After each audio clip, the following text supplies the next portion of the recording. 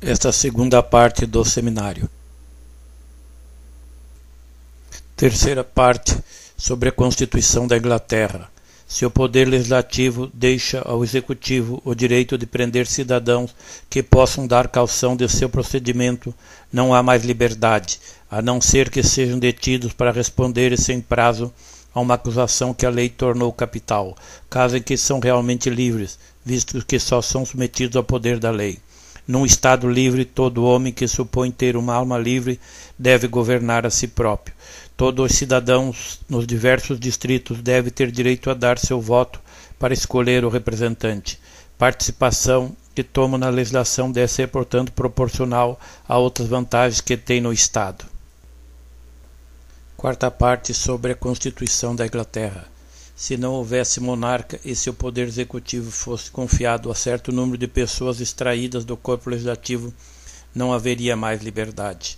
O corpo legislativo ficasse durante muito tempo sem se reunir, não haveria mais liberdade. Se o corpo legislativo fosse em vez corrompido, o mal seria irremediável. Tratando sempre do mesmo corpo, o povo, vendo-o uma vez corrompido, nada mais esperaria de suas leis, tornar-se-ia furioso ou cairia na indolência. Sua pessoa deve ser sagrada, porque sendo necessária ao Estado, a fim de que o corpo legislativo não se torne tirânico, desde o momento em que for acusada ou julgada, a liberdade desapareceria.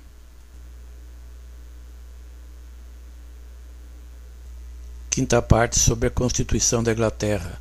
O poder de julgar não deve estar ligado a nenhuma parte do legislativo. Isto está sujeito a 3 exceções baseadas no interesse particular de quem deve ser julgado. O poder executivo, como dissemos, deve participar da legislação através do direito de veto. Se o monarca participasse da legislação pela faculdade de estatuir, não mais haveria liberdade. Se o poder legislativo estatui, não de ano em ano, mas para sempre, sobre a arrecadação do dinheiro público, corre o risco de perder sua liberdade, porque o poder executivo não mais dependeria dele. Sexta parte, sobre a Constituição da Inglaterra. Quem ler a admirável obra de Tácito sobre os costumes dos germanos, verá que foi deles que os ingleses extraíram a ideia do governo político. Eles extinguir-se-á quando o poder legislativo for mais corrompido que o executivo. É estabelecida pelas leis e eu nada mais procuro. Examinou qual era o mais alto grau de liberdade que a Constituição de um Estado poderia atingir. Capítulo 7. As outras monarquias. As monarquias não têm a liberdade como seu objetivo direto. Desta glória resulta um espírito de liberdade, a própria liberdade. Os 3 poderes nessas monarquias não são divididos e colocados no modelo da Constituição. Aproximam mais ou menos da liberdade política.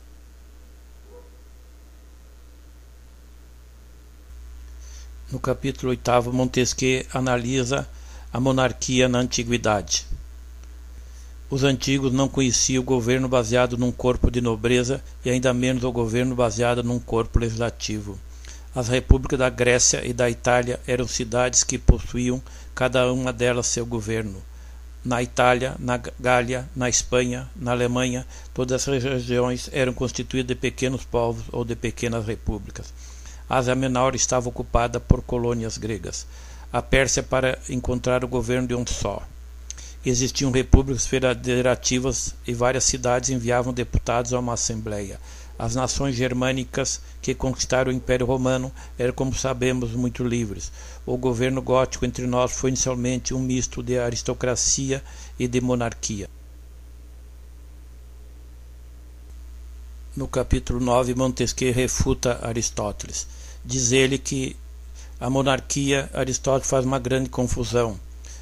Estabelece 5 espécies e não as diferencia pela forma da Constituição, mas por coisas acidentais, como as virtudes, os vícios dos príncipes, ou coisas estranhas como a usurpação da tirania ou sucessão da tirania.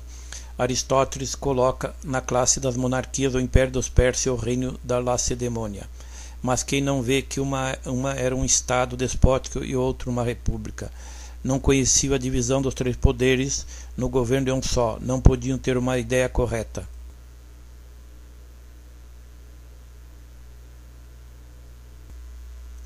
No capítulo 10, Montesquieu analisa outros aspectos de pensar a política.